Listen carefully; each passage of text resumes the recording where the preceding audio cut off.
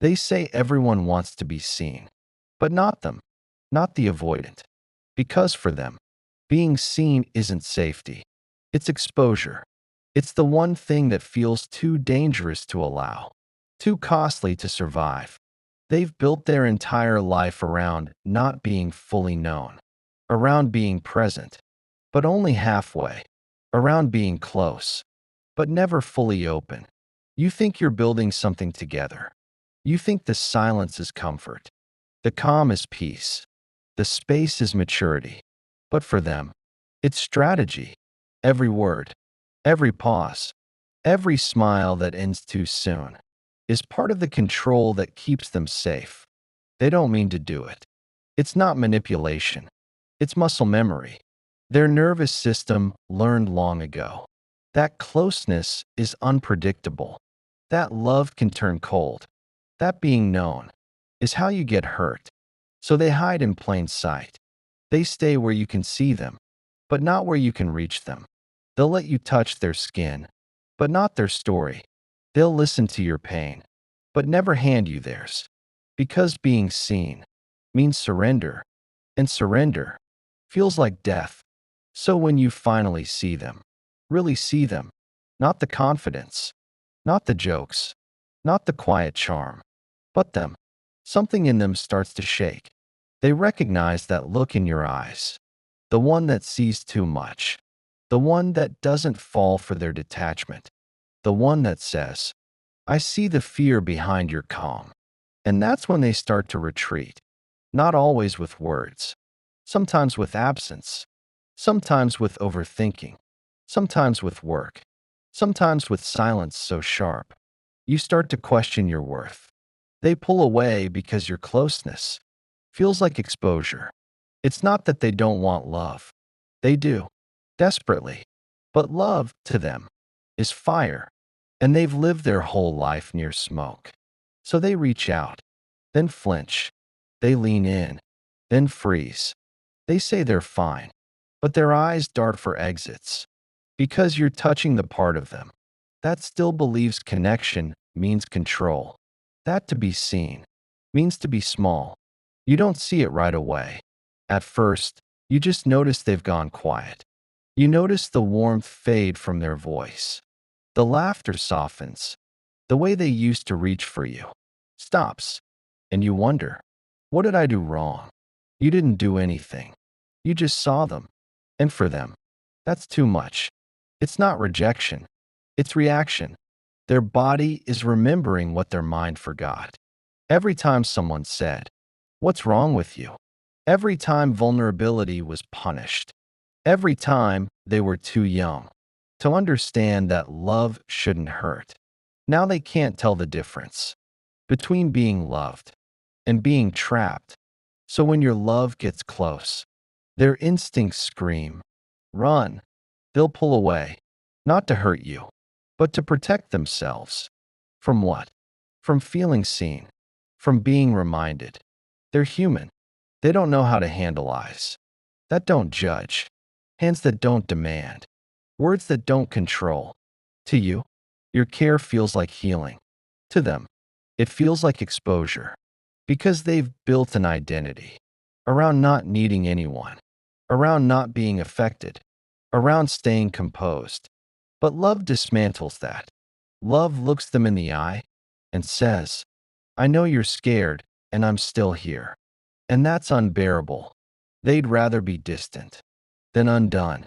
They'd rather lose connection than lose control, because control feels safe. And safety, for them, was never found in closeness. So they start to fade. They text less. They joke more. They distract themselves. They choose logic over feeling, productivity over presence. They start saying things like, I just need space. I'm not ready for something deep. I don't know who I am right now. But what they mean is, I feel too much, and I don't know how to survive it. They're not rejecting you. They're rejecting the part of themselves that still believes love equals loss. You touched something raw, something ancient, something buried. And when you did, they remembered.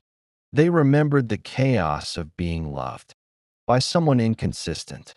They remembered how needing someone once led to disappointment. They remembered that closeness was once the same as pain. So they run, not because they don't care, but because caring is what once broke them. They leave to feel safe, but in doing so, they end up alone again. And that loneliness is the only familiar comfort they know. Because if they leave first, they never have to feel left. When they pull away, you feel the shift before they ever say a word. Something about the air changes. The warmth turns thin. The connection feels distant, like it's echoing through glass. You start replaying every moment, every sentence, every pause that now feels too long. You wonder, what did I say? What did I do? Was I too much? Did I push too hard? But the truth is, it wasn't you. It was the moment they felt seen. It's the thing their body isn't wired to handle. Being known feels like standing naked in a storm. It feels like someone is holding up a mirror to the parts they've spent years running from. You didn't hurt them. You simply found them. And being found, for someone who's lived hidden for so long, feels like danger. So they retreat. They build walls that look like calm. They speak softly so it doesn't sound like rejection. They disappear slowly so it looks like space. But it's not peace. It's panic, disguised as composure. Inside, their mind is loud. Their thoughts race. Their chest tightens. Their body is in survival mode. Because for them, vulnerability feels like losing power. And losing power feels like losing control. So they reach for detachment, like it's oxygen. They tell themselves they need to think. They need time. They need space. But what they really need is distance from the feeling of being seen. They tell themselves stories that you're better off without them, that they're not ready, that they just need to figure things out. But the truth is simpler. They're scared. Scared of how deeply they felt when they looked at you. Scared of how much they wanted to stay. Scared of what your understanding stirred in them. Because your calm made their defenses useless. Your patience made their silence louder. Your love began to show them what safety could feel like. And that is when the fear set in. Because safety was never familiar. Safety was never real. Safety was always the setup before the fall. So they began to pull away. Not from love, but from the unknown. You became the mirror, reflecting everything they swore they'd outgrown. Their sensitivity, their need, their longing to belong. Things they've spent a lifetime burying. Under logic and independence, they told themselves they didn't need anyone. That needing was weakness. That self-sufficiency was strength. But you made them feel. And feeling was the very thing they promised themselves never to do again. So they start performing distance. They convince themselves they're in control. They respond with half sentences. They delay their replies. They avoid eye contact. It looks like indifference, but it's fear. Fear of falling back into the same helplessness they once lived in. Because when you see them, you see their past. You see the child who never felt enough. You see the teenager who learned to pretend. You see the adult who turned that pretending into protection. And now, your love threatens all of that. It threatens the identity built on not needing. It threatens the pride that says, I can't be hurt if I don't care. It threatens the distance that's been their safety net. They start telling themselves they're fine, that it's just too much, that maybe you're moving too fast, that they just need a break. But inside, they're unraveling. Because the truth is, they've already let you in, even if they never said it, even if they acted like they didn't care. You've touched the soft part, the unguarded place that no one ever stayed long enough to reach. And that's why they run, not to escape you, but to escape the vulnerability you awaken. Their detachment isn't rejection. It's resistance. Resistance to the part of themselves that still craves closeness. So they go back to what's familiar. They bury themselves in work. They talk about meaningless things. They make jokes when you get too serious. They keep conversations shallow, safe, predictable, because depth is where the danger is. You might think they don't miss you, but they do. They miss you in silence, in the late hours when distraction runs out, when the world gets quiet, and they finally hear the sound of their own loneliness. They think of you, not as someone they rejected, but as someone they couldn't hold. They replay moments where your eyes saw through their calm, where your touch steadied their breath, where your voice made the noise in their mind stop, even if just for a second. And that's what terrifies them, because no one has ever made their walls tremble like that. It's not that they didn't care. It's that caring makes them lose the illusion of control. And without control, they don't know who they are. So they run. They rebuild the mask. They call it independence. They call it clarity. But it's loneliness, disguised as strength. They try to convince themselves that pulling away was the right thing, that they needed to protect their peace, that love was too much right now. But their peace feels empty. Their control feels cold. And their distance feels like silence. That never ends. You might think they're better off, but deep down they know they're not. Because every time you touch their soul, a part of them woke up. And now, that part can't go back to sleep. They feel the loss, even if they'll never admit it. They feel the ache, even if they call it freedom. They feel the pull, even if they won't return. Because you didn't just love them, you saw them. And being seen is what they've feared their entire life. Not because it hurts, but because it heals. And healing feels unfamiliar. So they run back to what's familiar. The ache, the distance, the quiet control. But somewhere deep down, they know the truth. That all their detachment, all their disappearing, all their calm, was never strength. It was survival. And survival is not the same as peace.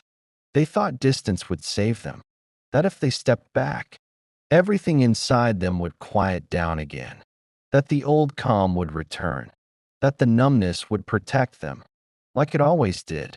But this time, something's different, because now they know what connection feels like. They've tasted presence. They've seen what it's like to be looked at and not feel like they have to hide. And once you've been seen, you can't unfeel it. You can pretend. You can detach. You can act fine. But you can't forget. The body remembers. The nervous system remembers, even if the mind tries to deny it. So they go back to their routine, the work, the control, the predictability. They scroll. They distract. They keep conversations light. But underneath, there's a quiet pull. Something hollow, something missing. It's not the chaos they're used to. It's the calm you brought, the steady presence that didn't demand, just understood. You didn't chase them. You didn't beg. You didn't prove your worth. You simply stayed true to yourself. And that shook them more than anything. Because in your stillness, they felt their avoidance echo. They saw their own fear, reflected back at them, and it forced them to face the ache they've always called peace. They start to notice how empty their control feels, how silence isn't soothing anymore, how space doesn't bring relief, just loneliness. They told themselves they needed distance to think, but distance only gave them clarity on what they lost, because avoidance was never about not caring.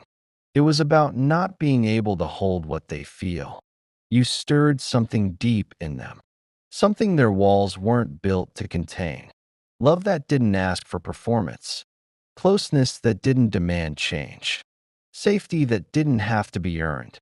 And that's what scared them most, because it was real, and real means vulnerable. They built a life on being unshakable, and suddenly, You made them tremble. They start questioning themselves quietly. They wonder if they overreacted, if maybe pulling away wasn't protection, but sabotage. They scroll through old messages. They remember the softness in your words, the calm in your eyes, the warmth that made time feel slower. They think about reaching out, then stop, because for them, reaching out means surrender, and surrender feels like losing power. So they hold back. They rationalize. They tell themselves, you've already moved on. But they still check your profile. They still read between your words. They still wonder if you miss them. Because despite the silence, they feel you. They feel the connection. They try to escape. And that's the quiet war. Inside the avoidant. The war between pride and vulnerability. Between, I don't need anyone, and I wish I could go back. Between control and closeness. Between the self they built to survive and the self that's ready to live. At night, when the distractions fade, they replay moments they never admitted meant something. The time you looked at them and didn't flinch.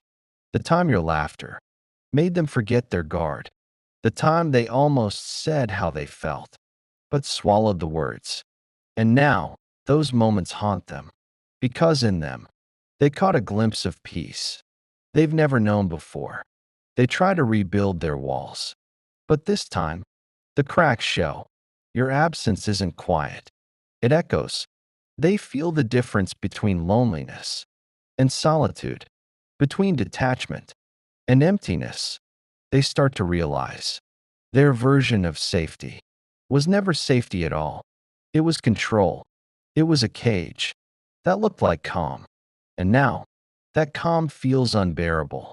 They miss the way you made them feel seen. Without asking for performance, they miss the way your presence felt like exhale. They miss how being near you made their mind go still. They tell themselves they're fine, that they made the right choice, that it was too much anyway. But deep down, they know it wasn't too much. It was real, and real is what they've always said they wanted, until they had it. Now they sit with the ache, the kind of ache that doesn't shout, but hums under the skin, because no amount of logic can protect them from what they feel. They're caught between the part of them that wants to reach out and the part that still believes. Closeness equals danger. And this is where the avoidant truly breaks. Not in heartbreak, but in realization. Realization that they didn't lose control. They lost connection. That their silence didn't keep them safe. It kept them separate. That their calm wasn't strength. It was fear. They start to see that maybe peace wasn't what they thought it was. Peace isn't isolation. It isn't quietness built on fear. It isn't pretending to be fine. Peace is connection. That doesn't demand pretending. And maybe, for the first time, they understand what they were really running from. Not you, not love, not closeness, but themselves. The self that still feels, the self that still hopes, the self that still wants to be held and stay. And that realization is where their walls begin to shake, because now they know being seen didn't destroy them. It just reminded them how much of them was still alive. That's the ache they can't unfeel. That's the pull they can't ignore. They might still stay silent. They might still hide behind their calm. But deep inside, something has changed. The wall cracked. The mask slipped. The detachment no longer fits. Because when you see an avoidant, you don't just see the distance. You see the longing beneath it, the tenderness they've buried for years, the heart that never stopped wanting love. It just didn't know how to receive it. And now, that heart is awake, confused, scared, but awake. They don't know what to do with it yet. They don't know how to bridge the gap between fear and desire. But something in them knows. They can't go back to pretending they don't care. Because the moment they were seen, they were also changed. And no matter how far they run, they'll carry that moment with them. It will show up in the way they talk to others, in the way they pull back, right when things feel right, in the way they search for peace, but find boredom instead. Because once you've known connection, avoidance stops feeling safe and starts feeling lonely. There comes a point where avoidance stops working, where the silence doesn't feel peaceful anymore, just heavy, where the control that once felt powerful starts to feel like punishment. That's where they are now. They tell themselves they're fine. They always do. They wear calm like armor. But inside, the quiet feels sharp. The calm feels cruel. They try to distract themselves. New projects, new people, new goals. But nothing fills the space that used to feel like connection, because what they lost wasn't you. It was what they felt around you. They didn't lose attention. They lost safety.